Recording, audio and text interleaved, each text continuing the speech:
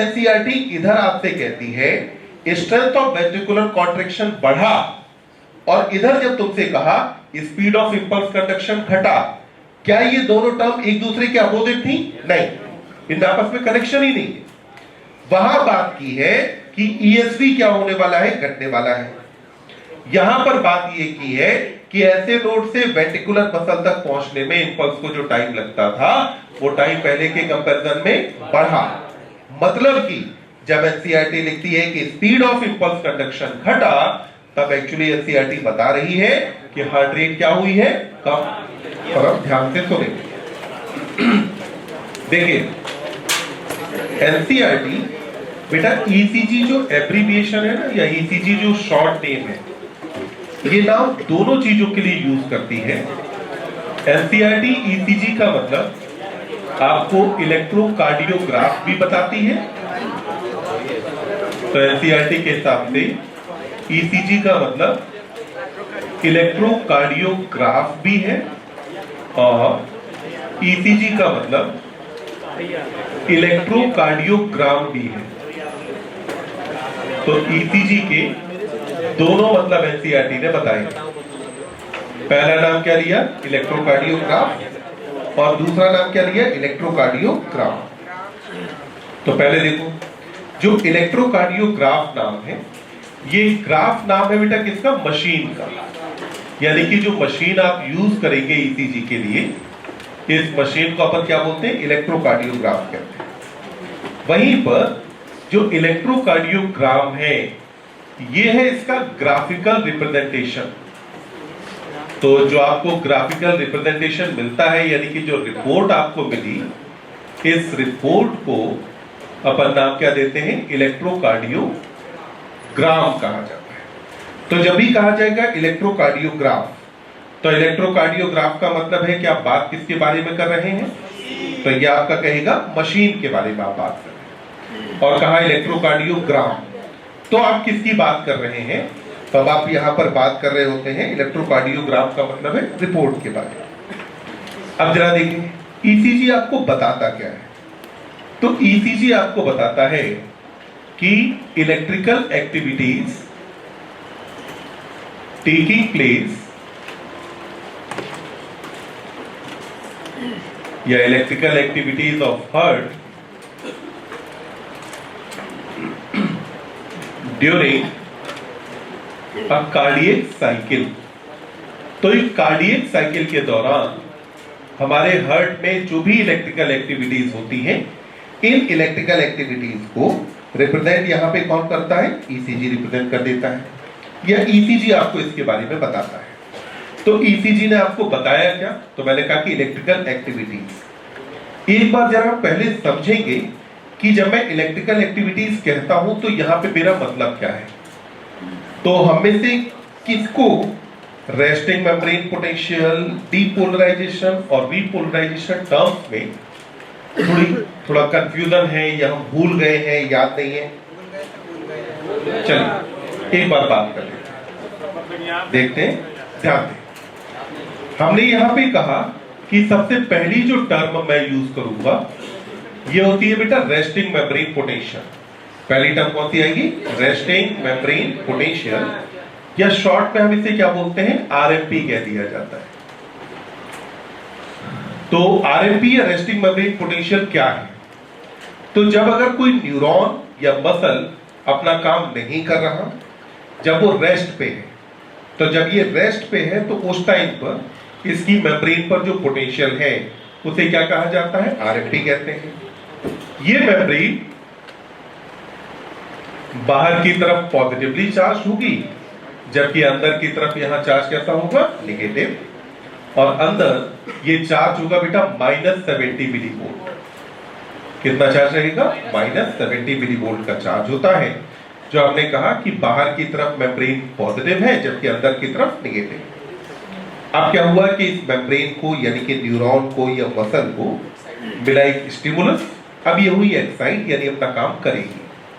काम करने का मतलब हुआ कि न्यूरॉन है तो इंपल्स को आगे ट्रेवल कराएगा, और अगर मसल है तो ये कॉन्ट्रैक्ट करेगी। तो इसके काम करने वाला जो फेज होता है उसको हम बोलते हैं डीपोलराइजेशन। क्या कहा जाता है इसे? डीपोलराइजेशन कहते हैं। तो काम करने वाले फेज का नाम होता है डीपोलराइजेशन। और डीपोलराइजेशन के टाइम यहां अंदर की तरफ पोटेंशियल हो जाता है पॉजिटिव और बाहर की तरफ ये होगा नेगेटिव। अंदर ये पोटेंशियल है +30 मिलीवोल्ट। कितना हुआ? +30। देखिए, डीपोल मतलब कि पोलैरिटी का अपोजिट हो जाना। अभी तक मेम्ब्रेन अंदर की तरफ नेगेटिवली चार्ज था, अब अंदर कैसी हो गई? Positively charge. तो मेम्ब्रेन के अक्रॉस जो पोटेंशियल है वो रिवर्ट हुआ ना, पलट गया। तो मेम्ब्रेन के अक्रॉस पोटेंशियल जब अगर पलट जाए यानी कि रिवर्ट हो जाए, तो इसके रिवर्ट होने की सिचुएशन को अपन क्या बोलते हैं? डीपोलराइजेशन कहते हैं। और यहां पे मसल ने अपना काम किया।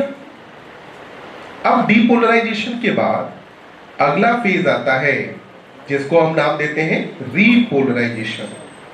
क्या कहा जाता है? रीपोलराइजेशन। री मतलब क्या हुआ? अगेन। वापस से यही कंडीशन आता, यानी कि मेम्ब्रेन पर फिर से अंदर की तरफ नेगेटिव चार्ज आ जाए, बाहर की तरफ पॉजिटिव चार्ज आ जाए। तो ये जो कंडीशन है, यहां पर अंदर चार्ज फिर से आ जाएगा -70 मिलीवोल्ट। और इसको आपने क्या कहा? रीपोलराइजेशन कहा। तो फेज कितने हुए? 3। पहले को क्या कहा? आरएमपी यानी कि रेस्टिंग मेम्ब्रेन पोटेंशियल। अभी न्यूरॉन यानी कि मसल, अभी मैं मसल के हिसाब से बात करता हूं, मसल कोई काम नहीं कर रहे। फिर आया डीपोलराइजेशन। मसल अब काम करेगी, ठीक? मसल की मेम्ब्रेन पे चेंज आया है तो मसल काम करेगी। रीपोलराइजेशन, मसल की मेम्ब्रेन अब फिर से चेंज हो गई पोलैरिटी, अब मसल काम करना बंद कर देगी। ध्यान देना, यहां पर जब अगर आपसे कहा जाएगा कि इलेक्ट्रिकल एक्टिविटी क्या है, तो इलेक्ट्रिकल एक्टिविटी में आपने कहा आरएमपी है, डीपोलराइजेशन है और रीपोलराइजेशन है। कहा जाए कि ये तो हुआ कि इनके नाम क्या है, अब इनकी वजह से होता क्या है। तो जब भी अगर डीपोलराइजेशन होता है तो depolarization always leads to contraction. जब भी अगर डीपोलराइजेशन हुआ तो यह बात तय है कि अभी हो या थोड़ी देर बाद हो, पर कॉन्ट्रैक्शन होना तो तय है। अगर किसी मसल को डीपोलराइज किया तो मसल चाहे अभी कॉन्ट्रैक्ट करे चाहे बाद में करे, पर वो कॉन्ट्रैक्ट करेगी जरूर। तो हमने कहा इसको क्या कहा? डीपोलराइजेशन। ऐसे ही रीपोलराइजेशन, जब भी अगर रीपोलराइजेशन होगा then it will lead to relaxation, यानी कि मसल अब अभी करे या थोड़ी देर बाद करे, पर मसल अब क्या करने वाली है? रिलैक्सेशन। तो जब मैं कहता हूं कि ईसीजी आपको बताता है हार्ट के इलेक्ट्रिकल एक्टिविटीज को, मतलब कि ईसीजी ने तुम्हें क्या बताया? कॉन्ट्रैक्शन, रिलैक्सेशन या डीपोलराइजेशन और रीपोलराइजेशन।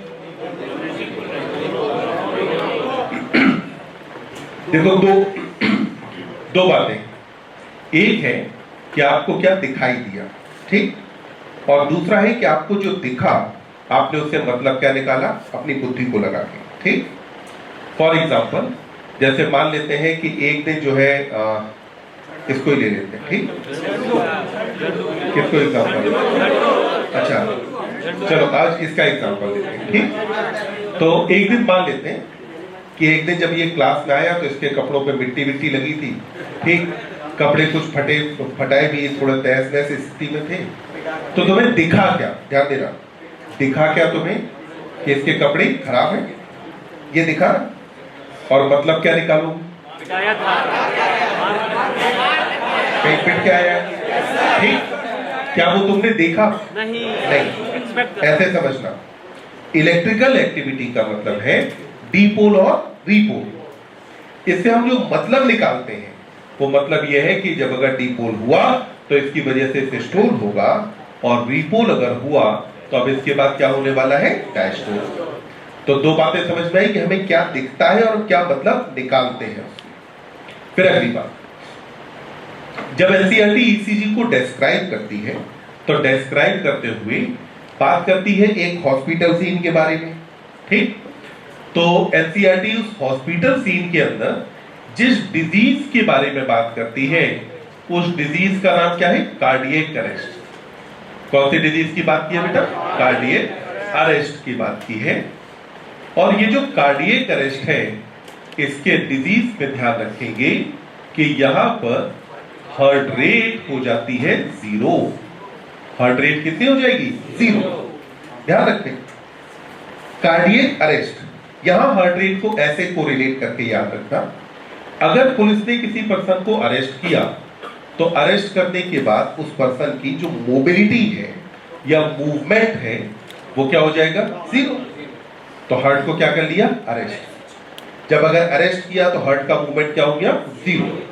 तो जब अगर हार्ट रेट 0 हो जाए तो उस कंडीशन को आप क्या बोलते हो? कार्डियक अरेस्ट कहा जाता है। यहीं पे एक कंडीशन और आती है, हार्ट फेलियर। ध्यान रखो, एग्जाम में नंबर अगर 33 से कम आए तो नंबर चाहे 32 आए तो फेल, 25 आए तो फेल, 15 आए तो भी फेल। हार्ट क्या हुआ? फेल हो गया। फेल होने का मतलब नंबर 0 आना नहीं होता। तो हार्ट फेलियर का मतलब है हार्ट रेट का एक पर्टिकुलर वैल्यू से कम हो जाना, जबकि कार्डियक अरेस्ट का मतलब है हार्ट रेट का क्या हो जाना? 0। तो वहां एनसीईआरटी आपको समझाते हुए कहती है, देखो एनसीईआरटी लिखी गई थी 2006 में, अभी जो पढ़ते हैं तो 2006 में लिखी गई।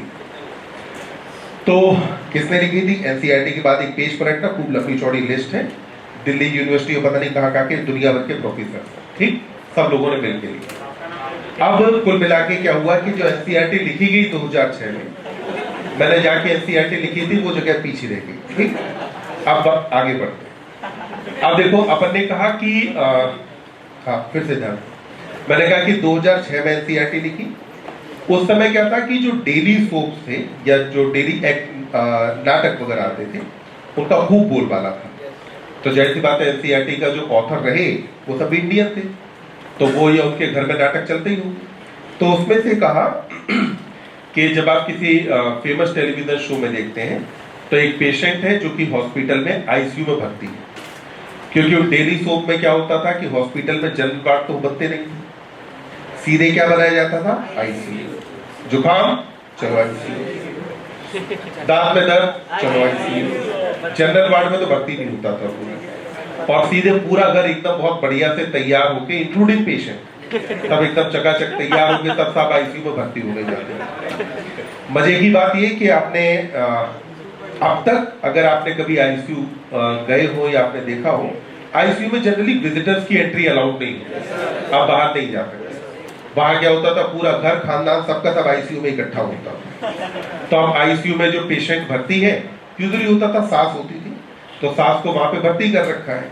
अब उससे क्या है कि कई सारे उसके वायर कनेक्टेड है, वायर एक मशीन से कनेक्टेड है। मशीन में थोड़े थोड़े टाइम बाद आपको कुछ वोल्टेज ट्रेसेस दिखाई देते हैं और एक बीप साउंड आती है। थोड़े टाइम बाद क्या होता है कि एक लंबी सी बीप साउंड आती है, ठीक। अब जो लंबी सी साउंड आई उसके बाद क्या है, डॉक्टर क्या बोल देता है? डॉक्टर ने क्या कहा? ठीक। तो अब उसके बाद क्या हुआ कि सब डॉक्टर ने सॉरी का कहानी खत्म।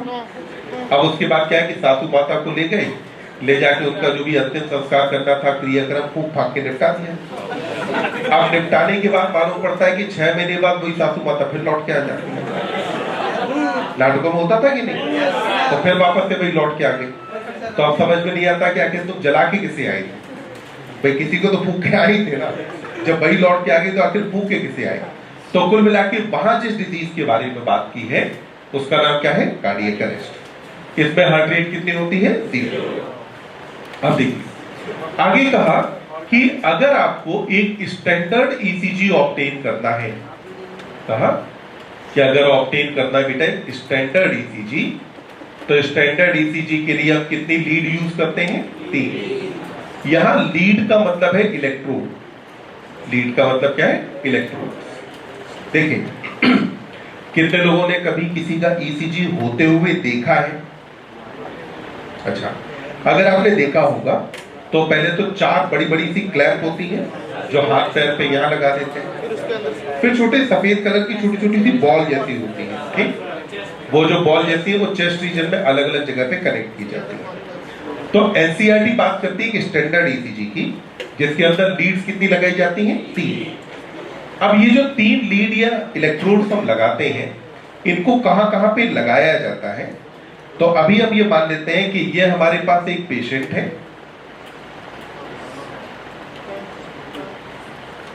तो ये अपना एक पेशेंट, ठीक। अब ये जो पेशेंट है इसमें हमने कहा कि 3 लीड लगानी है। कहां कहां पे लीड लगाई जाएंगी?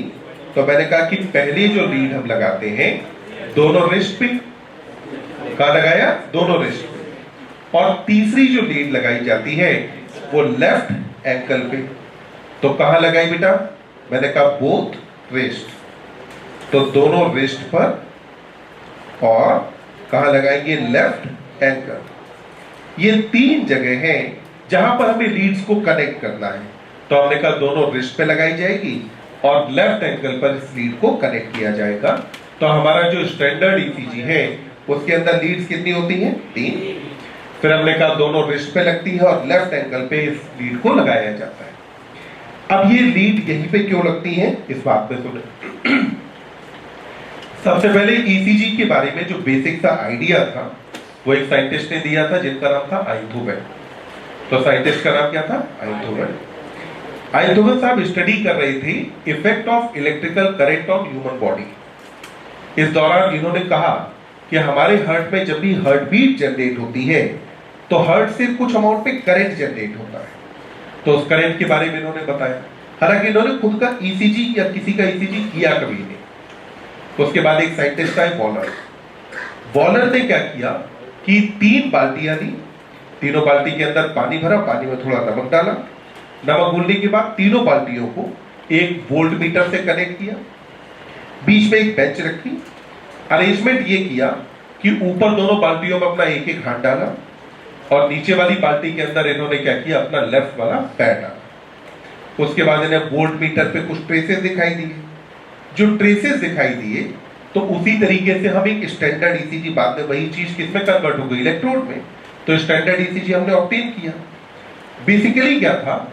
आइंथोवेन ने ट्रायंगल के बारे में बताया था जिसको आइंथोवेन ट्रायंगल कहा जाता है। अगर आप ध्यान दें तो तीनों लीड को अगर मिलाओगे तो ट्रायंगल बना और हार्ट इसके अंदर आ रहा है। जो ट्रायंगल बना हार्ट इसके अंदर आया। तो इन्होंने कहा कि इस तरीके से अगर हम लीड लगाएंगे तो क्या होगा कि हमें हार्ट में जो इलेक्ट्रिकल करंट प्रोड्यूस हो रहा है वो हमें पता चल जाएगा। अब एक बात बताएं, अगर मैं मान लो रैंडमली कोई से 10 लोगों का ईसीजी करूं तो लोगों का जो ईसीजी है अगर लीड कॉन्फ़िगरेशन सेम रहे तो ईसीजी सेम आना चाहिए कि डिफरेंट? सेम आएगा ना।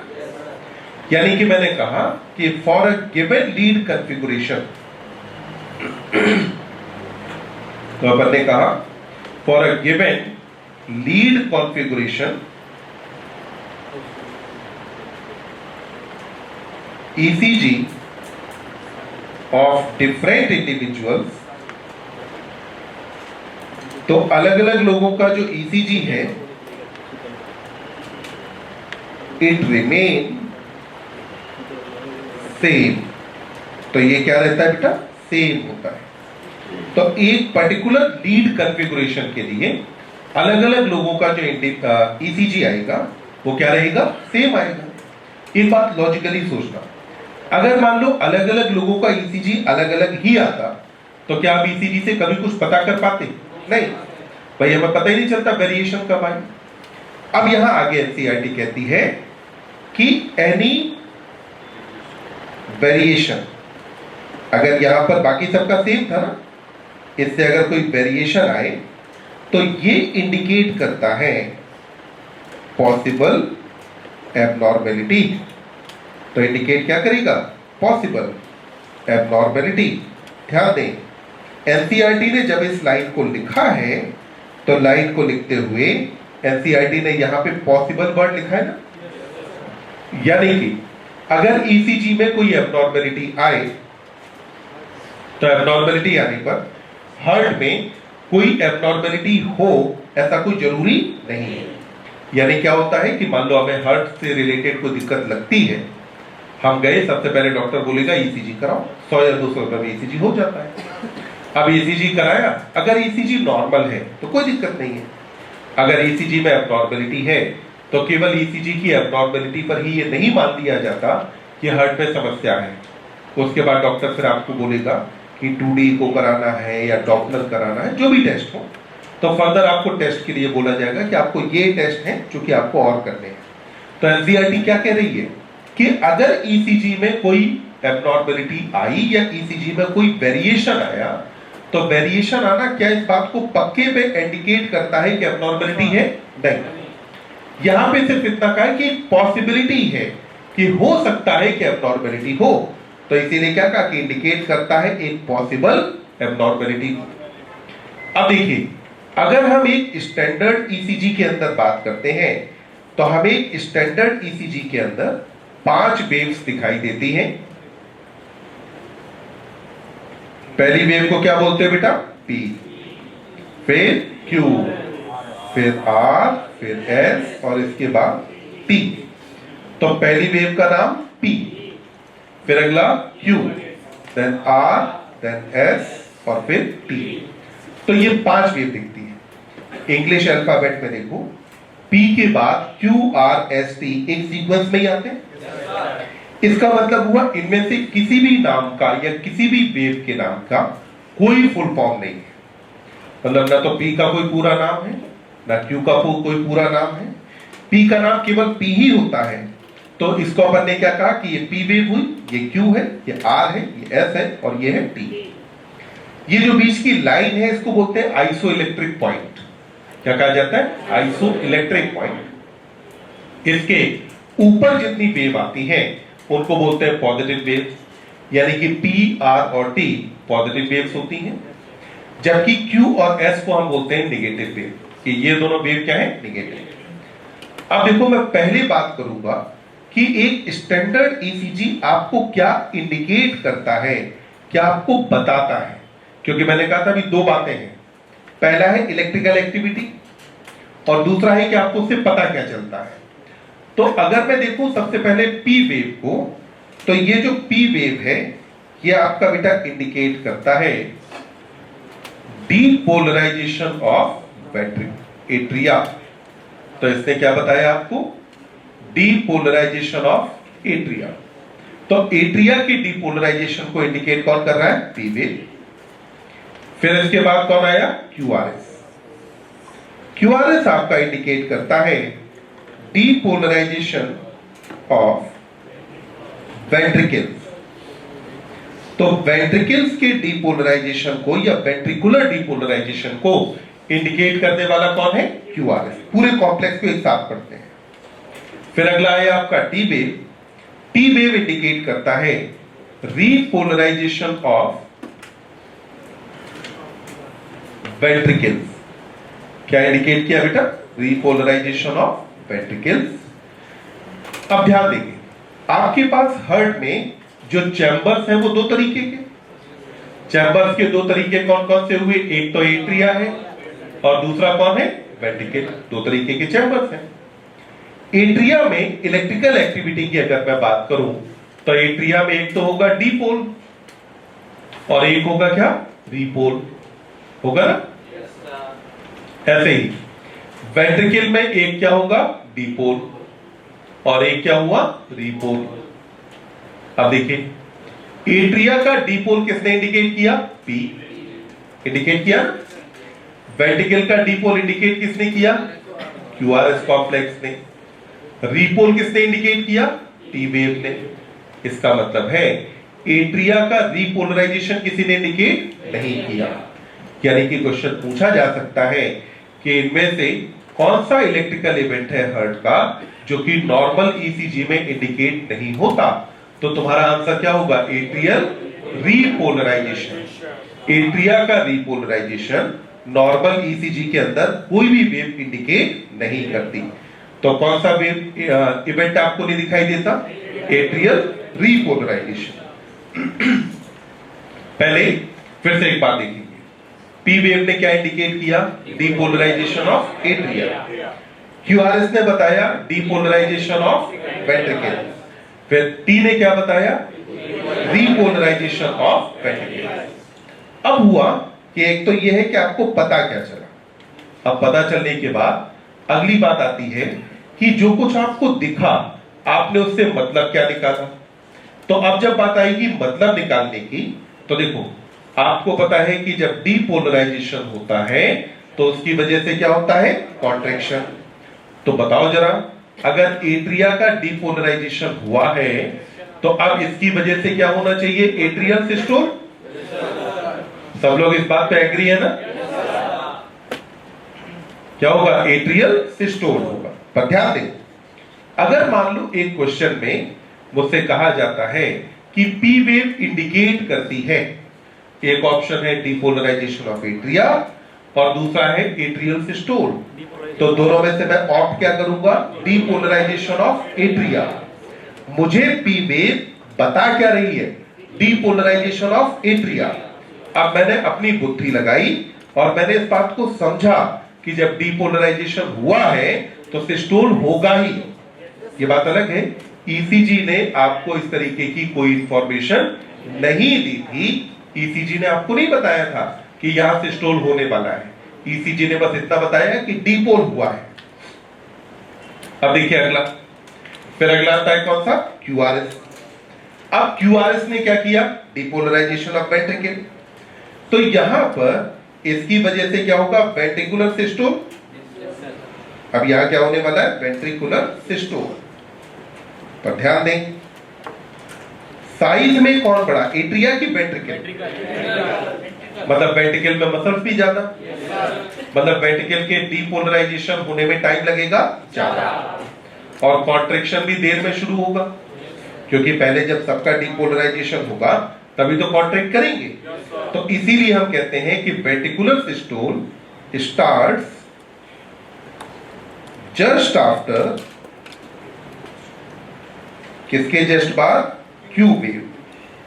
तो ये स्टार्ट होता है जस्ट आफ्टर क्यू वेव। तो क्यू वेव के ठीक बाद क्या स्टार्ट हुआ? Ventricular systole. मतलब अगर मैं देखूं कि वेंट्रिकुलर सिस्टोल कहां स्टार्ट हुआ, तो मैं कहूंगा कि वेंट्रिकुलर सिस्टोल कुछ इस जगह पे स्टार्ट होना चाहिए। क्या हुआ? क्यू वेव के थोड़े से टाइम बाद। ध्यान रखना, वेंट्रिकुलर सिस्टोल क्यू वेव के साथ स्टार्ट नहीं होता, ये स्टार्ट होता है क्यू वेव के थोड़े से टाइम बाद। तो हमने कहा वेंट्रिकुलर सिस्टोल यहां से स्टार्ट हुआ। अब आपके पास आया टी वेव, और देखिए टी वेव का जो मतलब है ना, ज्यादातर बच्चों को इसी में सबसे ज्यादा कंफ्यूजन होता है, यही याद करने में दिक्कत करता है। ये ध्यान रखेंगे कि एंड ऑफ टी वेव, क्या कहा गया है? End of T wave marks the end of ventricular systole. तो ये मार्क करता है एंड ऑफ वेंट्रिकुलर सिस्टोल। तो ये वेंट्रिकुलर सिस्टोल के एंड को मार्क करता है। तो वेंट्रिकुलर सिस्टोल के एंड को मार्क करने वाली वेव कौन सी हुई? आपकी टी वेव। और वो भी टी वेव का कौन? एंड मार्क कर रहा है। अगर एंड मार्क कर रहा है तो इसका मतलब क्या हुआ कि वेंट्रिकुलर सिस्टोल यहां तक चलता होगा। बोलो, इस बात में किसी बच्चे को कहीं कंफ्यूजन नहीं ना? मैंने अभी क्या कहा था? मैंने कहा था कि अगर रिपोलराइजेशन हुआ तो यह बात तो तय है कि मसल रिलैक्स करेगी, पर अभी करेगी कि थोड़ी देर बाद, यह कोई जरूरी नहीं है। तो यहां टी वेव आई, टी वेव ने कहा कि वेंट्रिकल का रिपोलराइजेशन हुआ, अब मसल रिलैक्स करेगी, पर यह थोड़ा कहा कि अभी की अभी कर जाएगी। जब अगर इसने कॉन्ट्रैक्ट करना डीपोलराइज होते ही स्टार्ट नहीं किया, तो रिपोलराइज होते ही ये रिलैक्स करना कैसे स्टार्ट करेगा? तो रिलैक्स करना भी ये रिपोलराइज होते ही स्टार्ट नहीं करता। मतलब कि वेंट्रिकुलर सिस्टोल आपका यहां से लेकर के यहां तक चलता है। तो ये वाला फेज आपका कौन सा हुआ बेटा? वेंट्रिकुलर सिस्टोल का फेज हुआ। इस बात को जरा देखो, इस बात में किसी बच्चे को कहीं डाउट है? फिर से एक बार देखिए, हाँ, इसीलिए फिर एक बात देखते हैं। हमने क्या कहा कि जो क्यूआरएस सेगमेंट है वो आपका क्या बताता है? डीपोलराइजेशन ऑफ वेंट्रिकल बताया ना। अब देखो, कुछ टाइम के लिए हम इसे कनेक्ट कर लेते हैं मसल से। डीपोलराइजेशन का मतलब इतना ही तो है कि यहां पर चार्ज बदल गया ना। इसके बाद सार्कोप्लाज्मिक रेटिकुलम से कैल्शियम आएगा कि नहीं? कैल्शियम सार्कोप्लाज्म में जाएगा कि नहीं? जो थिन फिलामेंट हैं उनके साथ बाइंड करेगा कि नहीं? उनके साथ बाइंड करने के बाद क्रॉस ब्रिज बनेगा। क्रॉस ब्रिज बनने के बाद कॉन्ट्रैक्शन होगा। इस पूरी कहानी में टाइम लगेगा कि नहीं? तो क्या जो कॉन्ट्रैक्शन है वो डीपोलराइजेशन के साथ स्टार्ट हो जाएगा? नहीं, कॉन्ट्रैक्शन कब स्टार्ट होगा? डीपोलराइजेशन के बाद। थोड़ा सा टाइम लगेगा, पर डीपोलराइजेशन हुआ उसके थोड़े टाइम बाद अब क्या हुआ? वेंट्रिकुलर सिस्टोल स्टार्ट हो गया। समझ में आई इतनी बात? अब ऐसे ही देखो, रीपोलराइजेशन हुआ, यानी कि अब जो सार्कोलेमा है उस पे क्या था? डीपोलराइजेशन खत्म, कैल्शियम आयन का बाहर आना खत्म। अब कैल्शियम आयन को पंप करके वापस से सार्कोप्लाज्मिक रेटिकुलम में ले जाना है। कैल्शियम आयन को जब पंप करके ले जाएंगे तो इस सब कहानी में टाइम लगेगा कि नहीं? लगेगा ना। अगर टाइम लगेगा तो क्या रीपोलराइज होते ही मसल रिलैक्स हो जाएगी? नहीं, मसल रिलैक्स होगी रीपोलराइजेशन के थोड़े टाइम बाद। तो वेंट्रिकल के मामले में डीपोलराइज होते ही ना कॉन्ट्रैक्शन स्टार्ट होता है, ना रीपोलराइज होते ही कॉन्ट्रैक्शन बंद होता है। वेंट्रिकल में कॉन्ट्रैक्शन भी डीपोलराइजेशन के थोड़े टाइम बाद स्टार्ट हुआ और रिलैक्सेशन भी रीपोलराइजेशन के थोड़े टाइम बाद ही होगा। क्या आपने को इतनी बात अब समझ में आई? वेंट्रिकुलर सिस्टोल कहां से कहां तक चला? यहां से लेकर के यहां तक। ठीक, अब इसके बाद देखिए, कार्डियक साइकिल हमने पढ़ा है, हार्ट साउंड के बारे में हम जानते हैं। ठीक, अब अगर मैं दोनों चीजों को एक साथ ला करके इकट्ठा करूं तो सोते हुए बालक को जगाओ जरा। बहुत गहरा लग रहा है। जगो भाई, जागो मोहन प्यारे, खड़े हो। हाँ चलो, अब तो बाकी पूरी क्लास को आगे का रास्ता दिखाने वाले हो, तो अपनी जिम्मेदारियों को समझो और अब जरा ध्यान दो। अब मुझे बताओ, अगर मैं कार्डियक साइकिल को ला करके यहां पे साथ में रख दूं तो जो फर्स्ट हार्ट साउंड है वो कहां आना चाहिए? सोच के बताना। फर्स्ट हार्ट साउंड कहां पे आएगा?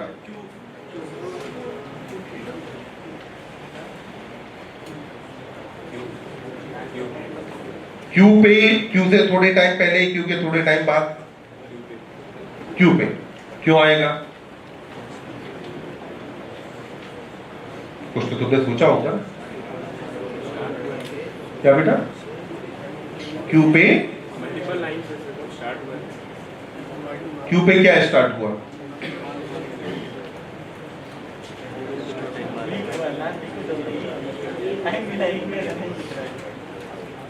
नहीं,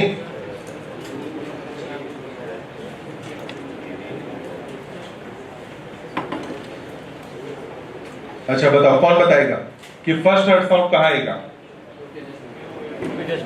कहाँ आएगा? क्यू के जस्ट बाद। बैठो, ठीक, और जगते रहना। फिर से सोए तो फिर से तुम्हारा ही नंबर लगेगा। तो अपन ने कहा कि जो फर्स्ट हार्ट साउंड है वो कहाँ आएगा? क्यू के जस्ट बाद। कारण समझना, वेंट्रिकुलर सिस्टोल यहां स्टार्ट हुआ ना, वेंट्रिकुलर सिस्टोल की बिगिनिंग में ही एवी वाल्व बंद हुए थे, तो इसका मतलब हुआ एवी वाल्व बंद हुए तो साउंड आनी चाहिए, और जो साउंड आएगी तो इसका मतलब है कि फर्स्ट हार्ट साउंड के आने की जगह ये होगी, यहां पे फर्स्ट हार्ट साउंड आएगा। अब ऐसे ही हम बात करें तो अगला कौन सा हुआ? Second heart sound. अब सेकेंड हार्ट साउंड तुम बताओ कहां आएगा?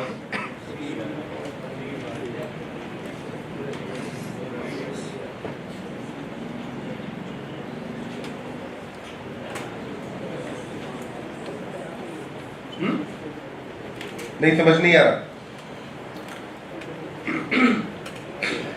अच्छा, इसमें वेंट्रिकुलर सिस्टोल कहां से कहां तक हुआ? नहीं, वेंट्रिकुलर सिस्टोल अभी मैंने जितना समझाया उसमें मैंने क्या कहा? वेंट्रिकुलर सिस्टोल कहां हुआ? क्यू के जस्ट बाद स्टार्ट हुआ, खत्म कहां हुआ? टी पे, टी से पहले या टी के बाद? टी के बाद। तो जब वेंट्रिकुलर सिस्टोल खत्म होगा उसके बाद ही जॉइंट डायस्टोल स्टार्ट होगा। जब जॉइंट डायस्टोल स्टार्ट होगा तभी तो जाके सेमिल्यूनर वाल्व बंद होगा।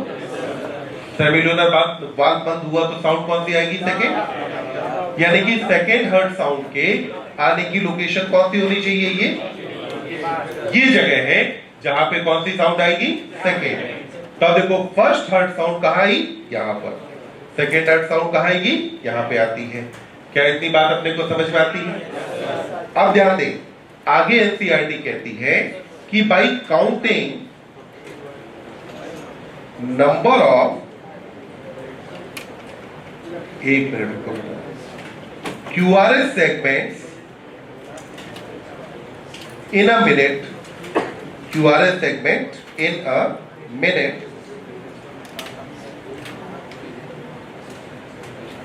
one can determine, क्या डिटरमाइन कर सकते हैं बताओ जरा, हार्ट रेट ना। तो हम डिटरमाइन कर सकते हैं हार्ट रेट, तो हम हार्ट रेट को डिटरमाइन कर सकते हैं। अब देखिए क्यों कहा गया, जितनी बार QRS आएगा उतनी बार वेंट्रिकल में होगा सिस्टोल, उतनी बार वेंट्रिकल ब्लड पंप करेगा, वही तो हार्ट रेट होगी, वही क्या होगा, हार्ट रेट। तो हमने क्या कहा कि अगर आप नंबर ऑफ QRS सेगमेंट को 1 मिनट के अंदर काउंट कर लें तो अब आप क्या बता सकते हैं, हार्ट रेट बता देंगे।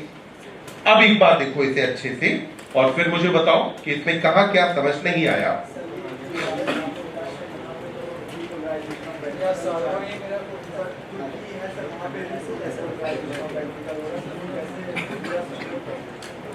यहां पे देखो एनसीईआरटी ने क्या लिखा कि वेंट्रिकुलर सिस्टोल स्टार्ट कहां होता है, जस्ट आफ्टर क्यू वेव, यहां से स्टार्ट हो गया ना।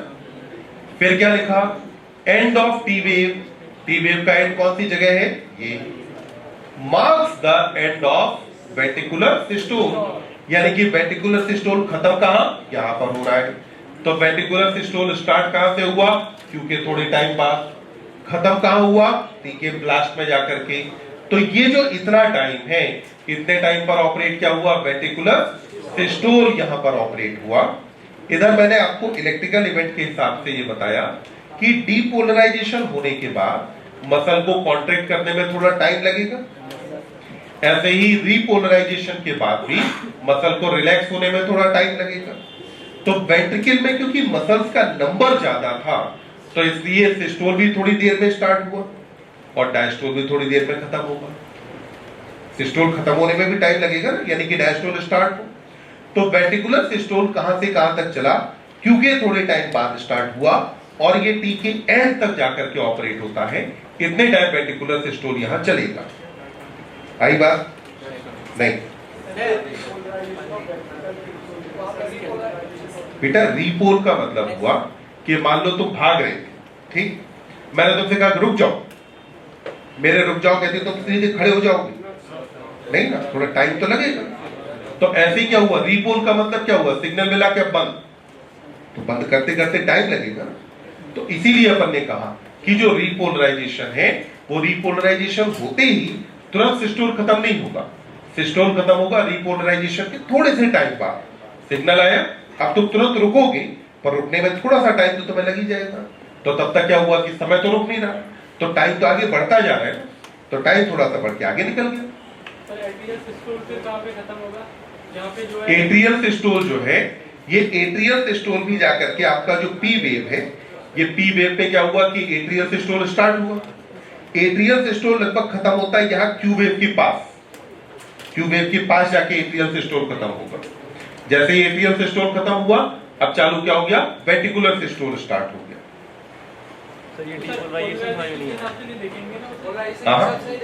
नहीं, मैंने क्या कहा, इसीलिए मैंने कहा कि तुम्हें क्या दिखाई दे रहा है और तुम उससे क्या मतलब निकालते हो। तो दिखाई क्या देता है, डीपोलराइजेशन और रीपोलराइजेशन। बाकी सिस्टोल या डायस्टोल जो होगा वो हम उससे मतलब निकाल रहे हैं, वो अपने को दिख नहीं रहा, हमने मतलब निकाला उससे। एट्रियल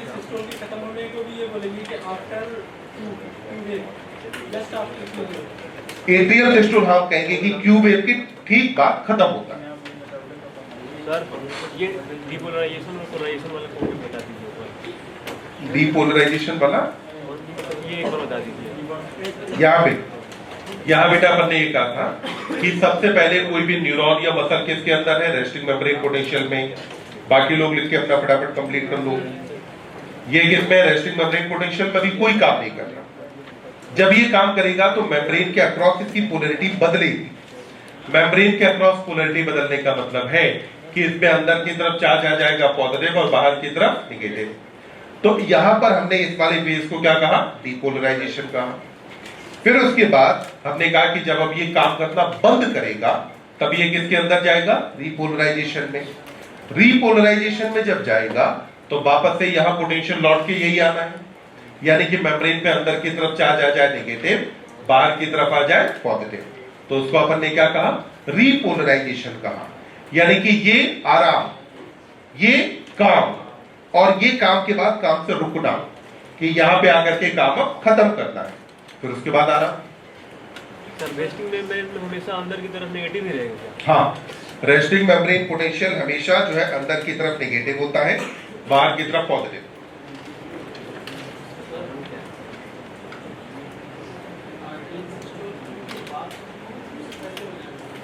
क्यों? क्या एट्रियल सिस्टोल और वेंट्रिकुलर सिस्टोल की बिगिनिंग के बीच में कोई गैप था? कल वाली डायग्राम में देखो ना, गैप नहीं था। तो मतलब जैसे ही एट्रियल सिस्टोल खत्म हुआ, वेंट्रिकुलर सिस्टोल स्टार्ट। तो बेटा पहले अगर खत्म कर देगा तो फिर गैप नहीं आ जाएगा बीच में, गैप आएगा कि नहीं? अपन ने जब भी, जैसे मान लो अपन ने कहा कि ventricular systole just after Q wave start होता है, तो मतलब atrial systole just after Q wave खत्म होता है।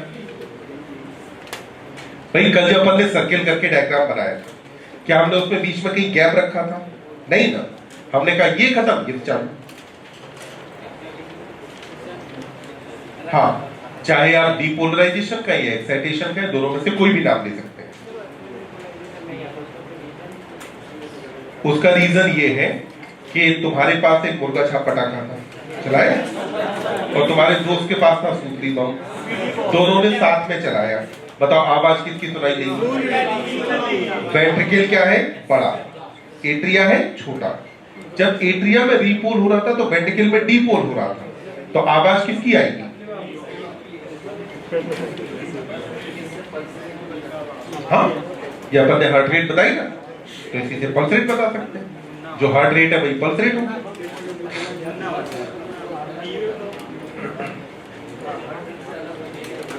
सेम हार्ट रेट कहें या पल्स रेट कहें, सेम।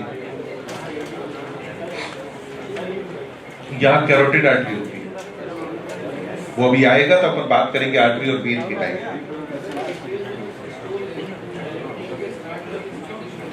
हाँ, एट्रिया क्योंकि छोटा है, मसल कम है, तो इसलिए वहां से स्लो तुरंत स्टार्ट हो जाता है।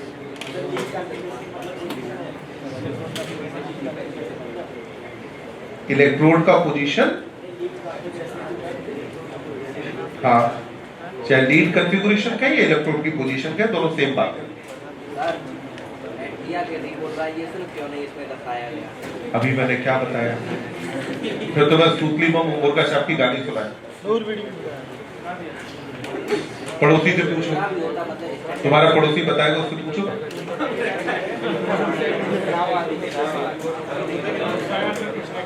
देखो एट्रिया था छोटा, वेंट्रिकल था बड़ा। एट्रिया में जब रीपोलराइजेशन चल रहा था तो वेंट्रिकल में डीपोलराइजेशन चल रहा था, तो आपको ज्यादा बड़ा चेंज कहां दिखाई देगा? वेंट्रिकल में। तो इसीलिए क्या है कि एट्रियल रीपोलराइजेशन वेंट्रिकुलर डीपोलराइजेशन के पीछे छिप जाता है 3 लीड ईसीजी के अंदर। अगर लीड आपने ज्यादा लगाई है तो फिर वो भी दिखाई देता है। सर ग्राफ नीचे क्यों जाता है वहां? क्या बेटा? ग्राफ नीचे क्यों जाता है वहां? ग्राफ नीचे क्यों जाता है? अभी के लिए बस इसका एक छोटा सा उत्तर अगर आप सुने तो बस इतना है कि हार्ट में इंपल्स किधर की तरफ जा रही है, उसकी वजह से होता है कि जो ग्राफ नीचे जाएगा या ऊपर जाएगा। बाकी इसके आगे का जो आंसर है वो या तो क्लास के बाद मिलना, या फिर एमबीबीएस में जब पहुंचोगे तो तुम्हें ईसीजी की किताब पढ़ने को मिलेगी। ठीक, तो उस किताब को पढ़ना, तब उसके अंदर पता चलेगा कि ईसीजी आता कैसे है।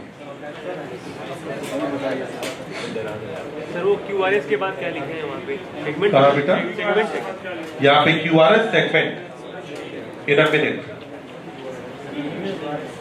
आगे बढ़े।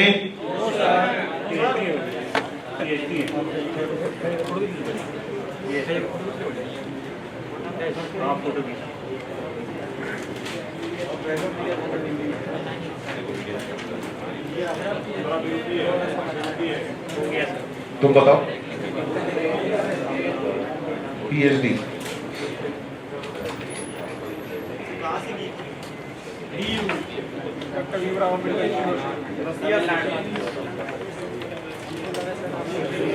अभी पढ़ लो, बाद आराम से बात करेंगे। बिहार में तो नहीं हो गया? बिहार से तो नहीं किया नहीं, बिहार से नहीं।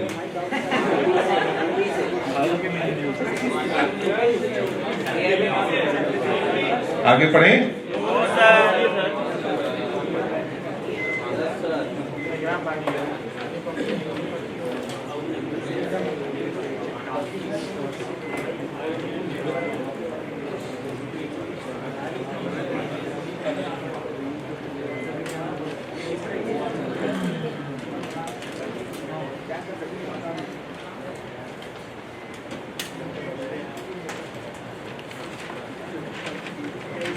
आगे पढ़े बेटा। कितने बच्चों का भी रह गया लिखने को?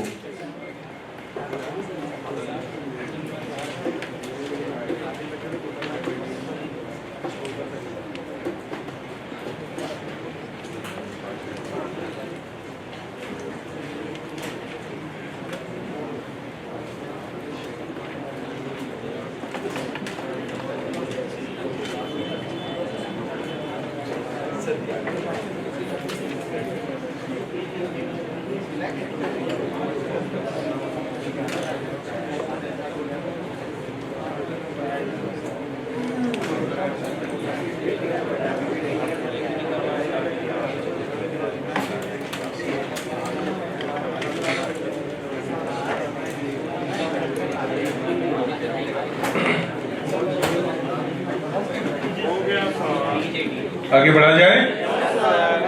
चलिए ध्यान दें। अब जरा अपन बेटा बात करते हैं रेगुलेशन ऑफ कार्डियक एक्टिविटी के बारे में। तो about regulation of cardiac activity, यानी कि हमारे हार्ट की एक्टिविटी को कैसे रेगुलेट किया जाता है।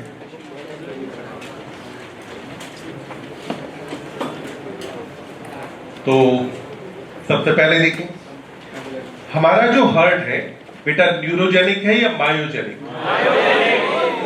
हार्ट कैसा है? मायोजेनिक। हमारा हार्ट मायोजेनिक किसकी वजह से है? तो हमने कहा कि मायोजेनिक है बिकॉज ऑफ नोडल टिश्यू। किसकी वजह से है? क्योंकि नोडल टिश्यू यहां पर पाया जाता है। और जो नोडल टिश्यू है वो आपका कौन सी मसल्स का बना हुआ है? तो आपने कहा कि ये नोडल टिश्यू कौन सी मसल से बनता है? कार्डियक मसल से बना है। तो कार्डियक मसल से बना हुआ नोडल टिश्यू क्योंकि हमारे पास पाया जाता है, इसलिए हमने कहा कि हार्ट कैसा है? मायोजेनिक। मायोजेनिक होने का मतलब है कि हमारा हार्ट ऑटो एक्साइटेबल है। हार्ट कैसा हुआ? ऑटो एक्साइटेबल है। अगर ये ऑटो एक्साइटेबल है तो इसका मतलब हुआ कि जो नॉर्मल एक्टिविटीज हैं वो तो इंट्रिंसिकली रेगुलेट हो गई। तो अपन ने कहा कि जो नॉर्मल एक्टिविटीज हैं दे आर इंट्रिंसिकली रेगुलेटेड। तो नॉर्मल एक्टिविटीज को रेगुलेट अपन ने कैसे कर दिया? इंट्रिंसिकली, यानी कि इंटरनली रेगुलेट कर दिया। तो normal activities are intrinsically regulated, यानी कि समझिए हमारा हार्ट जैसे कि अभी जो काम कर रहा है, अभी हमारे हार्ट को काम करने के लिए क्या बाहर से किसी सिग्नल की जरूरत है? नहीं। क्यों नहीं है? क्योंकि हार्ट हमारा कैसा है? ऑटो एक्साइटेबल है। ऑटो एक्साइटेबल यहां कौन है? Nodal tissue. क्योंकि नोडल टिश्यू यहां पर पाया जा रहा है जो कार्डियक मसल्स का बना है, जहां से सिग्नल जनरेट होता है, इसीलिए हमने अपने हार्ट को क्या कहा? मायोजेनिक कहा। पर अलग अलग सिचुएशंस में हमारे हार्ट की एक्टिविटीज को एडजस्ट करना होगा। मतलब कि हार्ट की एक्टिविटी को या तो बढ़ाना है या फिर घटाना है। तो इस रेगुलेशन के लिए आपके पास पहला तो एक होता है न्यूरल रेगुलेशन। तो first type of regulation is neural regulation. तो पहले टाइप के रेगुलेशन को अपन क्या बोलते हैं? न्यूरल रेगुलेशन कहा जाता है। यानी कि रेगुलेशन कौन करने वाला है? Nervous system. हमारी ब्रेन में 3 पार्ट होते हैं, फोर ब्रेन, मिड ब्रेन और हाइंड ब्रेन। हाइंड ब्रेन के अंदर 3 पार्ट, पॉन्स, मेडुला, सेरिबेलम। इनमें से जो मेडुला है वो फिजियोलॉजी के पहले चैप्टर डाइजेशन में आया, मूवमेंट सेंटर था। दूसरे चैप्टर ब्रीदिंग के अंदर आया, आरआरसी यही था, और अभी भी यहां पर आएगा। तो यहां पर जो हमारे ब्रेन के अंदर मेडुला है, इस मेडुला में पाया जाता है कि स्पेशलाइज्ड सेंटर, जिसको हम क्या बोलते हैं? कार्डियक सेंटर कहा जाता है। तो मेडुला ऑब्लोंगेटा में बेटा कौन सा सेंटर है? कार्डियक सेंटर यहां पर मौजूद है, जो कि हार्ट की एक्टिविटीज को रेगुलेट करेगा। अब ये जो कार्डियक सेंटर यहां पर पाया जाता है, इसमें 2 ग्रुप ऑफ न्यूरॉन है। कितने ग्रुप ऑफ न्यूरॉन? 2। पहला कहा जाता है कार्डियो एक्सीलरेटर पार्ट। पहले को क्या बोलते हैं? Cardio accelerator. क्या हमें नाम से इतना समझ में आ गया है कि हार्ट रेट बढ़ाएगा, है ना? दूसरा पार्ट जिसे कहा जाता है कार्डियो इनहिबिटरी। तो दूसरे पार्ट को अपन नाम क्या देते हैं? कार्डियो इनहिबिटरी नाम देते हैं। तो यहां पर कितने पार्ट हुए? 2, कार्डियो एक्सेलरेटर और कार्डियो इनहिबिटरी। क्या हम जानते हैं कि हमारे पास ऑटोनोमस नर्वस सिस्टम होता है? ऑटोनोमस नर्वस सिस्टम हमारी बॉडी में विसरल ऑर्गन या इंटरनल ऑर्गन्स की एक्टिविटी रेगुलेट करता है। और ऑटोनोमस नर्वस सिस्टम में डिवीजन कितने होते हैं? 2। एक कहा जाता है सिंपैथेटिक और दूसरा पैरासिम्पैथेटिक। सिंपैथेटिक आपके अंदर काम करता है जब फ्लाइट और फाइट रेस्पॉन्स की जरूरत हो, यानी कि या तो लड़ो या फिर भाग जाओ, मतलब लाइफ थ्रेटनिंग सिचुएशन। तब हार्ट रेट ज्यादा होनी चाहिए कि कम? मतलब sympathetic nervous system heart rate को बढ़ाएगा। पैरासिम्पैथेटिक को हम बोलते हैं हाउसकीपिंग सिस्टम। यह हमारे अंदर नॉर्मल एक्टिविटीज को रेगुलेट करता है। यानी कि अभी हमारे अंदर हम बात करें तो काम कौन करता है? पैरासिम्पैथेटिक। तो पैरासिम्पैथेटिक नर्वस सिस्टम यह हार्ट रेट को क्या करेगा? कम। तो सिंपैथेटिक क्या करेगा? बढ़ाएगा। पैरासिम्पैथेटिक घटाएगा। सिंपैथेटिक और पैरासिम्पैथेटिक दोनों ही पार्ट किसके हैं? एएनएस के, यानी ऑटोनोमस नर्वस सिस्टम के पार्ट है। तो यहां जो कार्डियो एक्सीलरेटर पार्ट है, ये बेटा सिग्नल भेजता है बाई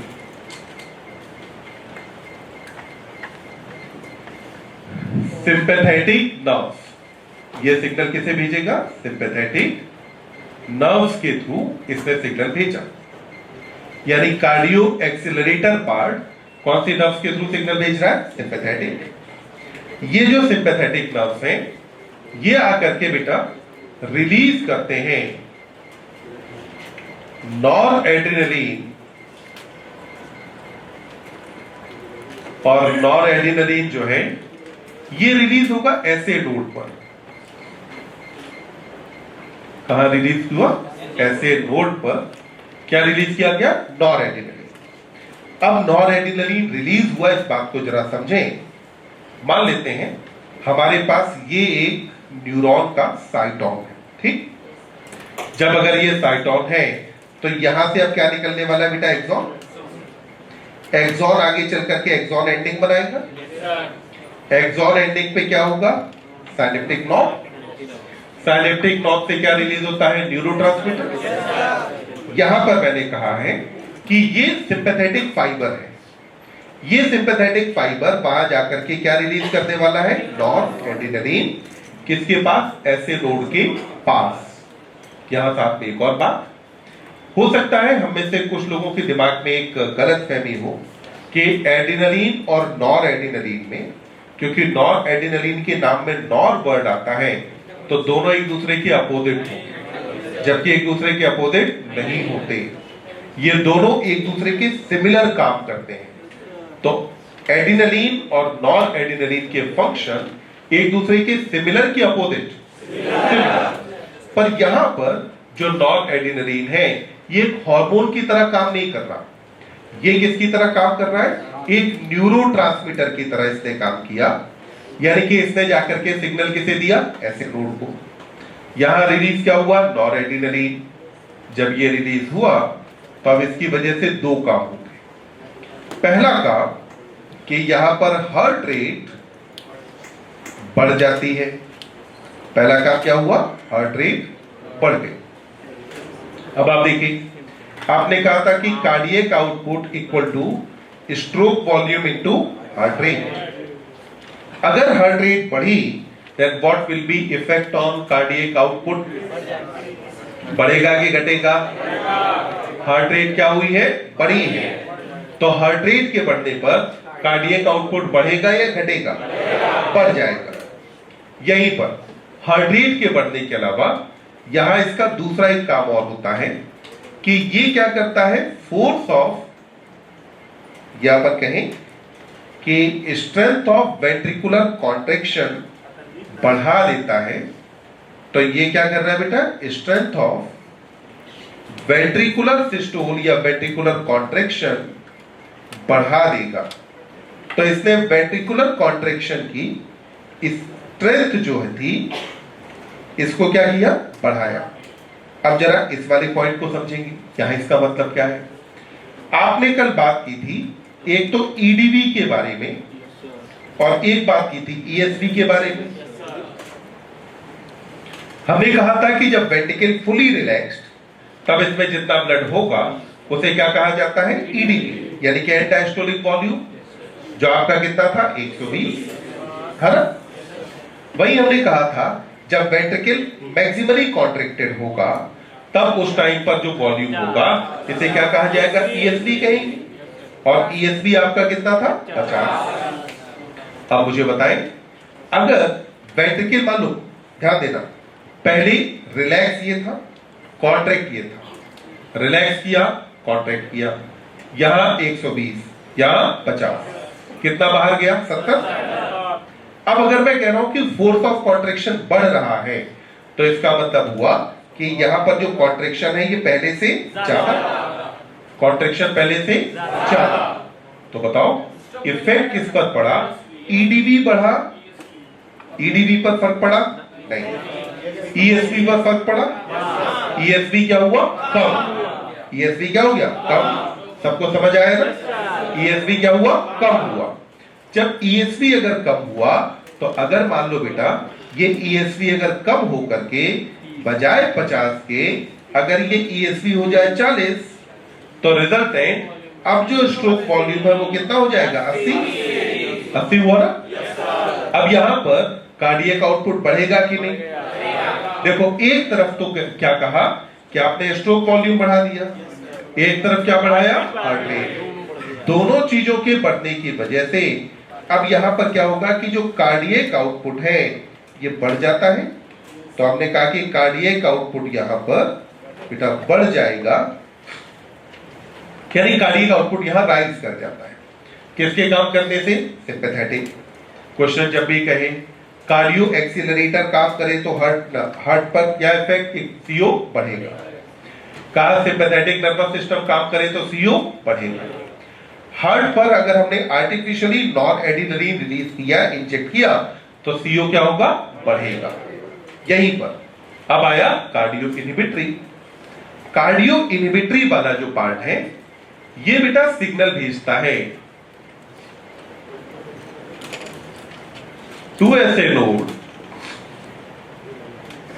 पाई, या अपन कहें सिग्नल से पहले अपन लेंगे पैरासिम्पैथेटिक पार्ट, कि यहां जो सिग्नल जाएगा वो कैसा रहेगा बेटा, पैरासिम्पैथेटिक। तो मैंने कहा कि ये भेजेगा parasympathetic signal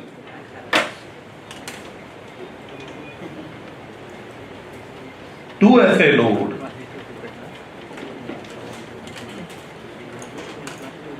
by vagus nerve. तो अब ये सिग्नल कौन लेकर के जाने वाला है, वेगस नर्व। वेगस नर्व का नाम हमने सुना है, क्रीनियल नर्व्स में से 10वें नंबर की नर्व है क्रेनियल नर्व यानी कि हमारे ब्रेन से ओरिजिनेट होने वाली नर्व, उनमें से 10वें नंबर पे कौन आता है? वेगस। वेगस नर्व की एक ब्रांच होती है जिसे कार्डियक ब्रांच कहते हैं। ये कार्डियक ब्रांच सिग्नल लेकर के जा रही है। सिग्नल कैसा है आपके पास? पैरासिम्पैथेटिक, यानी कि कार्डियो इनहिबिटरी पार्ट से कैसे सिग्नल ओरिजिनेट होते हैं? पैरासिम्पैथेटिक। पैरासिम्पैथेटिक सिग्नल लेके कौन जाता है? Vagus nerve. ये वेगस नर्व जब पहुंचेगी तो ये बेटा यहां पर रिलीज करता है acetyl choline at SA node.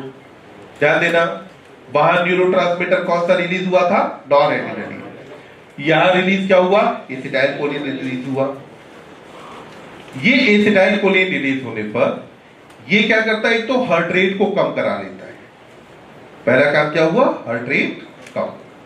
तो इसका पहला इफेक्ट आया कि हार्ट रेट को इसने क्या किया?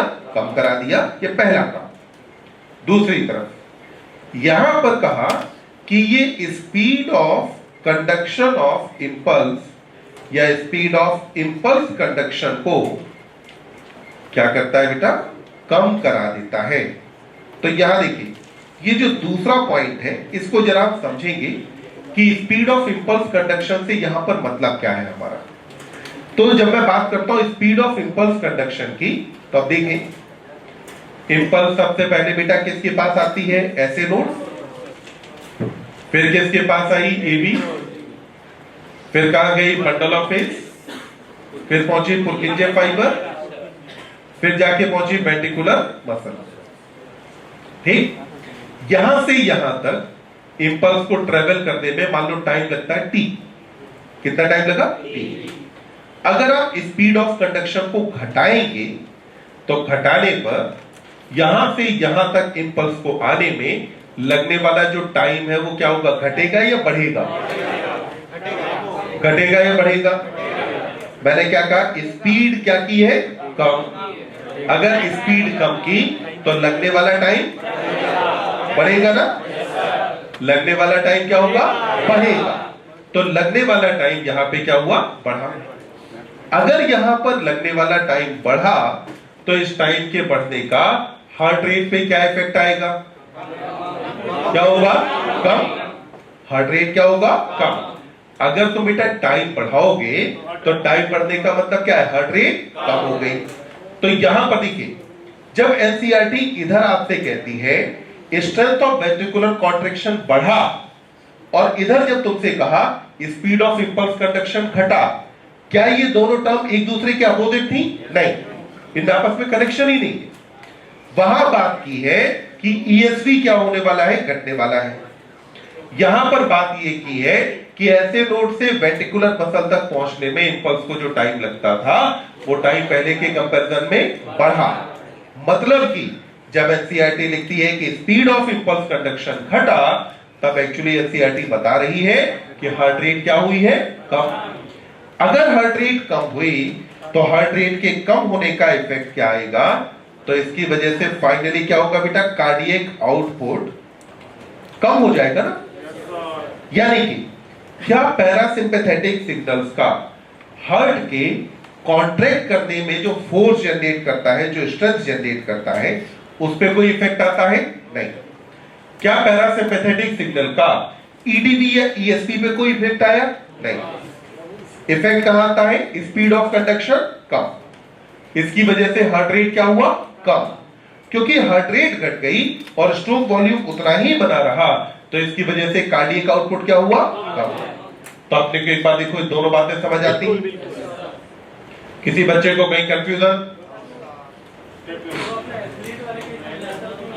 वो एथलीट की बात थी, यहां अपने अंदर बात करें कि मेरे अंदर क्या होगा। मेरे अंदर ही तो रेगुलेशन होना है ना। तो मैं अगर अपने ही अंदर सिंपैथेटिक और पैरासिम्पैथेटिक के काम करने पर अगर बात करूं तो वहां बेटा ईडीवी में चेंज नहीं आएगा। एथलीट में और अपने में अगर तुलना करूंगा तो उसके केस में ईडीवी ज्यादा होगा। क्लियर रहेगा? देखिए, न्यूरल के बाद अब अगला रेगुलेशन आता है जिसको आप बोलते हैं बेटा हार्मोनल रेगुलेशन। तो second type of regulation is called hormonal regulation, यानी कि रेगुलेट और कौन करने वाला है? हार्मोन। अब हार्मोनल रेगुलेशन में क्या हम एड्रीनल ग्लैंड के बारे में जानते हैं? बताओ जरा, नंबर कितना होता है? 2। कहां पाई जाती है? किडनी के ऊपर की तरफ। एड्रीनल ग्लैंड में पार्ट कितने होते हैं? 2। बाहर का पार्ट कॉर्टेक्स, अंदर का पार्ट मेडुला। एड्रीनल मेडुला से कौन कौन से हार्मोन आते हैं? एड्रीनलिन और नॉर एड्रीनलिन। इन दोनों के काम सेम है कि अपोजिट? दोनों के काम क्या है? सेम। तो एड्रीनलिन और नॉर एड्रीनलिन दोनों के फंक्शन सेम है। ये दोनों क्या करते हैं? हार्ट रेट को बढ़ा देते हैं। दोनों क्या कर रहे हैं? हार्ट रेट को बढ़ा देंगे। जब भी अगर एड्रीनलिन और नॉर एड्रीनलिन रिलीज हुआ तो ये दोनों क्या करने वाले हैं? हार्ट रेट को बढ़ा देने वाले हैं, यानी कि हार्ट रेट क्या हो जाएगी? ज्यादा। वहीं पर एड्रीनल ग्लैंड का दूसरा पार्ट आपके पास कौन सा था? कॉर्टेक्स। कॉर्टेक्स वाला पार्ट था ना। अब एनसीईआरटी में एंडोक्राइन सिस्टम में ध्यान करो, जहां एनसीईआरटी ने ग्लूकोकॉर्टिकॉइड में कॉर्टिसोल के बारे में लिखा था, और कॉर्टिसोल में एनसीईआरटी ने लिखा था कि ये मेंटेन करता है कार्डियोवैस्कुलर सिस्टम को। बोलो एनसीईआरटी। देखो एनसीईआरटी में है कि नहीं? पेज नंबर नहीं याद मुझे उस कंटेंट याद है, उतना मेरे लिए बहुत है। जरा एक बार ढूंढो, ग्लूकोकॉर्टिकॉइड में मिला, लिखा होगा आरबीसी प्रोडक्शन को अब बढ़ाता है, फिर यही लिखा होगा कार्डियोवैस्कुलर सिस्टम मेंटेन करता है। एंडोक्राइन सिस्टम कहां दिया? केमिकल कंट्रोल एंड कोऑर्डिनेशन सबसे लास्ट चैप्टर है। और आगे और आगे चले जाओ भी तो। और आगे तो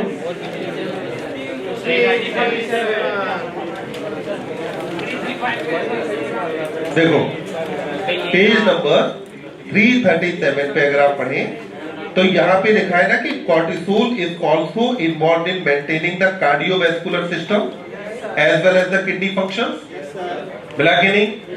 तो एनसीईआरटी ने बेटा पेज नंबर 337 पे जो लिखा, तो कॉर्टेक्स में कह रहा है एनसीईआरटी कि यहां से जो कॉर्टिसोल आया, ये कॉर्टिसोल क्या करता है? तो अपन ने कहा कि ये बेटा यहां मेंटेन करता है कार्डियोवैस्कुलर फंक्शन को, यानी कि हार्ट की एक्टिविटी पर इफेक्ट और किस किस का है?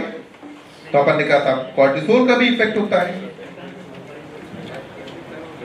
देखिए, अगर मान लो क्वेश्चन आता है कि cardiac activity is regulated by, ठीक, पहला ऑप्शन दिया है आपको एड्रीनल मेडुला, दूसरा दिया है एड्रीनल कॉर्टेक्स, बाकी दो कोई फर्जी से ऑप्शन, तो उसमें से अपन ऑप्ट किसे करेंगे? मेडुला।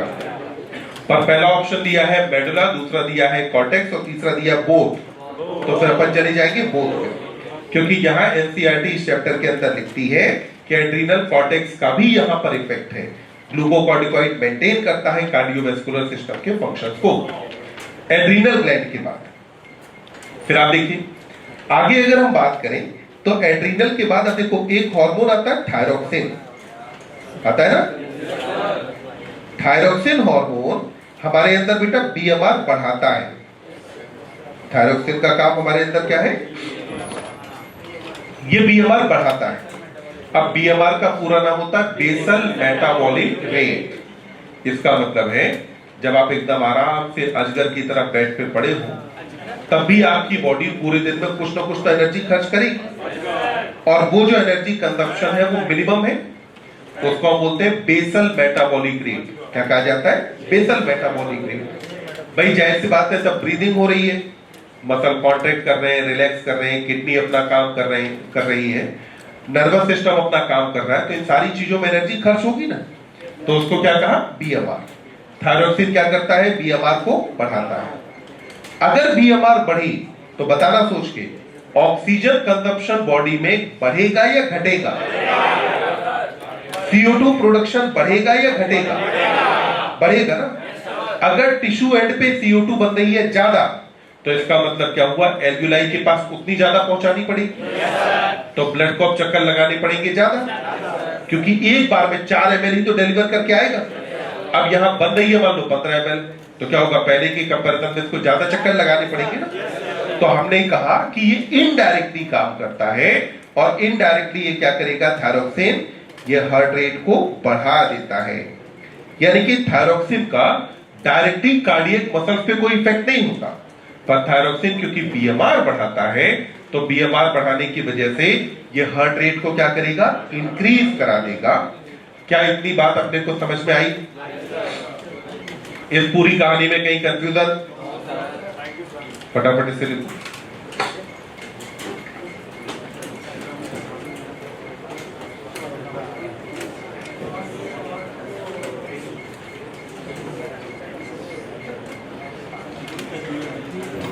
मतलब नहीं समझा।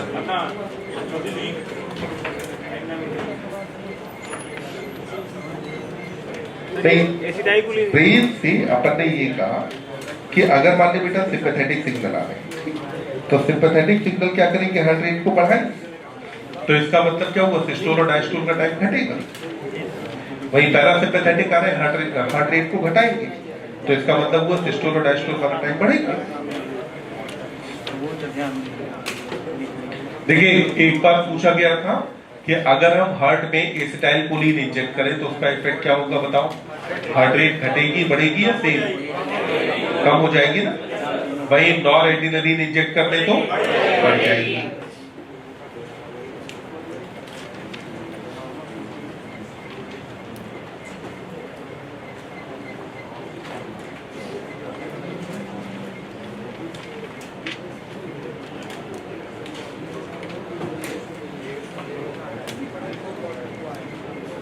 सर वहाँ पे एसिटाइलकोलिन है क्या, रिलीज ऑफ, क्या बेटा, रिलीज ऑफ एसिटाइलकोलिन है क्या? Release of acetylcholine at acid. Vagus nerve अभी बेटा अपन ने कहा था कि हमारे ब्रेन से जो नर्व्स ओरिजिनेट होती हैं उनको बोलते हैं क्रेनियल नर्व्स। इनका नंबर होता है 12 पेयर। इनमें से 10वें नंबर की जो नर्व है उसका नाम है वेगस नर्व।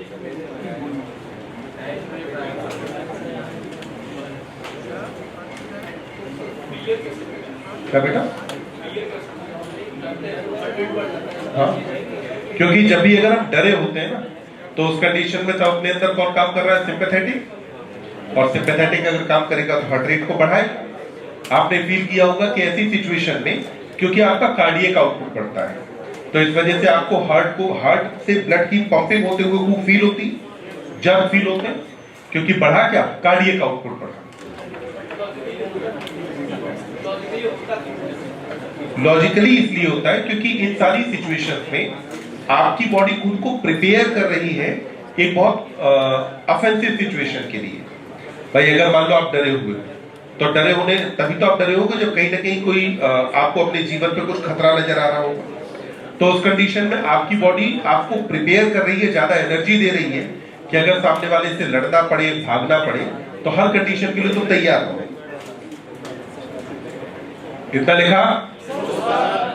फटाफट लिखो, एनसीईआरटी पढ़े फिर पढ़े आगे।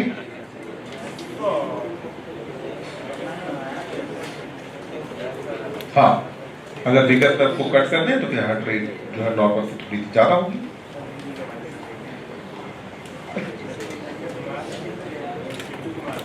बाकी बच्चे भी लिख लें।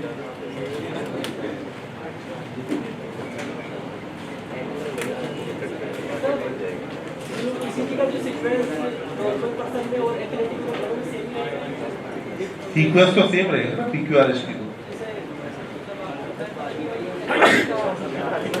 एथलीट के केस में हार्ट रेट कम है ना, हार्ट रेट कम है तो उसकी वजह से क्या होगा कि वहां पे टी और अगली पी के बीच का जो टाइम इंटरवल है वो बढ़ जाएगा। टी और अगले पी के बीच का टाइम इंटरवल बढ़ेगा।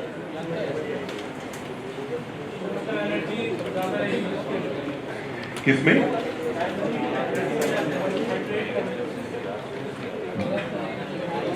हार्ट रेट अगर कम है तो हार्ट मसल्स को रिलैक्स करने का टाइम ज्यादा मिलता है।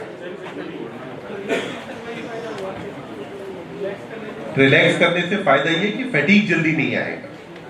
फैटिग जल्दी नहीं आ रहा, ये फायदा है। देख गया?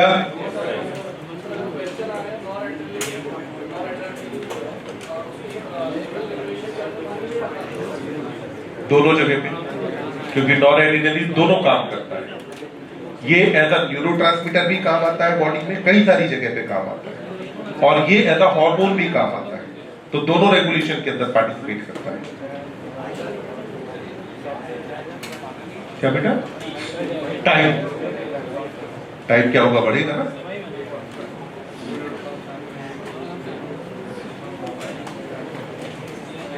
लिखा इतना सबका हो गया ना? अब दिख रहा है कि नहीं? अब दिख गया ना?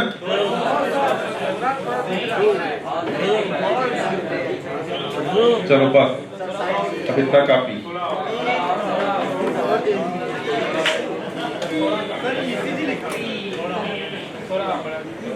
बस बहुत, अब बाकी तुम्हारे पास एनसीईआरटी होगी अपनी खोलो, ठीक? अपना सामान खोलो। याद है, यहाँ पे अपन ने कहा you are probably familiar with a scene from a typical hospital television show. A patient is hooked up to a monitoring machine that shows voltage traces on a screen and makes a sound. हो गया? चलो, as the patient, ये कुछ ज्यादा लंबा हो गया, ठीक? As the patient goes into cardiac arrest, तो सबसे पहले डिजीज कौन सी थी बेटा? कार्डियक अरेस्ट का नाम दिया। This type of machine, machine का नाम electrocardiograph.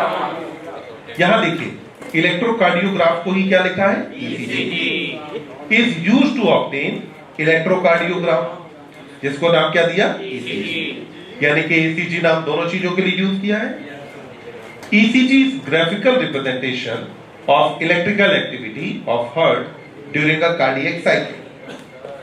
To obtain standard ECG as shown in the, आगे फिगर का नाम दिया है, कौन से फिगर में शो की है, तो फिर कहा कि फिगर के अंदर जो स्टैंडर्ड ECG आपको शो किया गया है,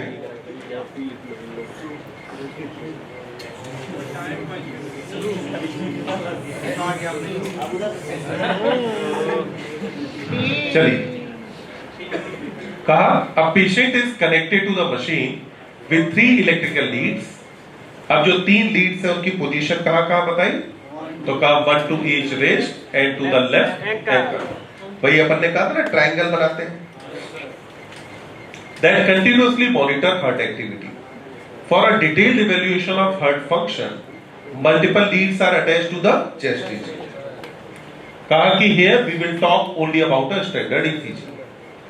Each peak in the ECG is identified with a letter from P to T that correspond to specific electrical activity of the heart। तो P से T तक होता है और हर एक इलेक्ट्रिकल एक्टिविटी बता रहा है। देखिए, P wave represent the electrical excitation or depolarization of the atria। P wave बताता क्या है? dipole of atria। फिर आगे कहा QRS complex represent the depolarization of ventricles। फिर आगे कहा कि T wave represent the return of ventricle from excited to normal state, यानी कि repolarization। ये तो हुआ कि ECG आपको बताता क्या है। अब बात है कि अब इससे मतलब क्या निकालते हैं। तो देखिए, जब अगर depolarization हुआ which lead to the contraction of both the atria। फिर आगे कहा QRS में क्या हुआ? depolarization of ventricle। तो कहा the which initiate the ventricular contraction, the contraction starts shortly after Q and marks the beginning of systole। T के बारे में कहा end of T wave marks the end of systole। फिर आगे कहा obviously by counting the number of QRS segment that occur in a given time period, one can determine the heartbeat rate of an individual। Since the ECGs obtained from different individuals have roughly the same shape for a given lead configuration, अगर lead configuration same रखा जाए तो अलग अलग लोगों से मिला ECG क्या रहेगा? Same। तो इसीलिए कहा any deviation from this shape indicate a possible abnormality और डिजीज, ये इंडिकेट करता है कोई पॉसिबल एब्नॉर्मेलिटी या डिजीज है, hence it is of a great clinical significance, इसलिए इस चीज का क्लिनिकल सिग्निफिकेंस काफी ज्यादा है। यहां तक जितना ईसीजी में अपन ने पढ़ा, इसमें कहीं कोई डाउट नहीं? आगे बढ़ जाए, चलिए अब हम बात करते हैं अगला, यानी कि रेगुलेशन ऑफ कार्डियक एक्टिविटी के बारे में।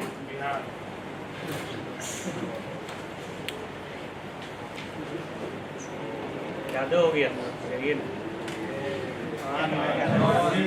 चलिए देखिए, रेगुलेशन ऑफ कार्डियक एक्टिविटी में कहा कि normal activities of heart are regulated intrinsically. कैसे रेगुलेटेड है? इंट्रिंसिकली, यानी कि इंटरनली रेगुलेटेड, यानी कि हार्ट क्या है? Auto regulated by specialized muscles, यानी कि नोडल टिश्यू।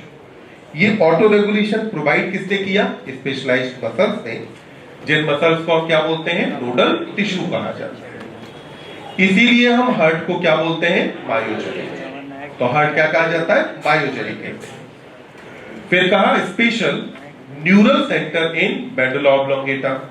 ब्रेन के कौन से पार्ट में? मेडुला ऑब्लोंगेटा में एक न्यूरल सेंटर है। ये मॉडरेट कर सकता है कार्डियक फंक्शन को थ्रू ऑटोनॉमिक नर्वस सिस्टम। तो यहां कौन से सेंटर की बात हो रही है? कार्डियक सेंटर की। ये ईएनएस के थ्रू मॉडरेट करता है हार्ट के फंक्शन। कहा neural signal through sympathetic nerves which is part of ENS can increase the rate of heart beat. तो हार्ट बीट की रेट बढ़ाई। आगे क्या कहा? Strength of ventricular contraction. तो अपन ने क्या कहा था? ईएसवी क्या होगा? घटेगा। And thereby the cardiac output, और इस तरीके से कार्डियक आउटपुट बढ़ जाएगा। और the other hand parasympathetic neural signals, जो एक और कंपोनेंट है एएनएस का, डिक्रीज करता है rate of heart beat, speed of conduction of action potential and thereby the cardiac output. तो हार्ट बीट कम क्यों हुई? क्योंकि speed of conduction of action potential क्या किया गया? कम। तो हार्ट रेट कम हुई, इसलिए cardiac output come. Adrenal medullary hormones can also increase the cardiac output. तो एड्रिनल मेडुलरी हार्मोन भी कार्डियक आउटपुट को इंक्रीज कर सकते हैं। तो एड्रिनल मेडुलरी हार्मोन जब काम करेगा तभी कार्डियक आउटपुट क्या हो जाएगा बेटा? बढ़ जाता है। तो यहां तक रेगुलेशन वाले पार्ट में कहीं समस्या नहीं। अब हम बात करते हैं जरा अबाउट डबल सर्कुलेशन, कि डबल सर्कुलेशन क्या है। ये कब हो गया?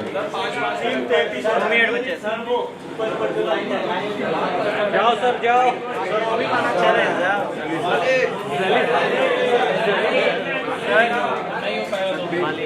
टाइम हो गया। अभी टाइम है। कल तुम लोगों ने यही नाटक किया था। कल मैंने कहा था कि आज के लिए बस बहुत। चलो अब जरा ध्यान से सुनिए। देखिए, हमारे अंदर हार्ट से जो ब्लड पंप किया जाता है वो कहां पे पहुंचेगा? हार्ट से। तो हार्ट से ये ब्लड आपका गया आर्टरीज के पास, ठीक। आर्टरी जब डिवाइड करेगी तो क्या बनता है बेटा? आर्टेरियोल। आर्टेरियोल से ब्लड ये फर्दर कहां पहुंचा? कैपिलरीज के पास। कैपिलरी जब कंबाइन करती है तो इससे क्या बनता है? वेन्यूल। वेन्यूल्स ने जब कंबाइन किया तो क्या बना? वेन। और वेन आकर के ऊपर कहां होती है? हार्ट के पास। यानी कि क्या मैं ऐसा कह सकता हूं कि आर्टरी वो ब्लड वेसल है जो कि ब्लड को हार्ट से दूर लेके जाती है? एग्रीड? बिल्कुल। क्या मैं कह सकता हूं कि वेन वो ब्लड वेसल है जो ब्लड को हार्ट के पास लेकर के आती है? एग्रीड? क्या मैं ऐसा कह सकता हूं कि आर्टरी वो ब्लड वेसल है जो कि कैपिलरीज में टर्मिनेट होती है? आर्टरी, आर्टेरियोल, कैपिलरी बना था। आर्टरी वो ब्लड वेसल है जो कैपिलरी में टर्मिनेट होती है। वेन वो ब्लड वेसल है जो कैपिलरीज के फॉर्म में स्टार्ट होती है। तो ब्लड को हार्ट से दूर ले जाने वाला कौन? कैपिलरी में टर्मिनेट कौन? कैपिलरी के से स्टार्ट कौन?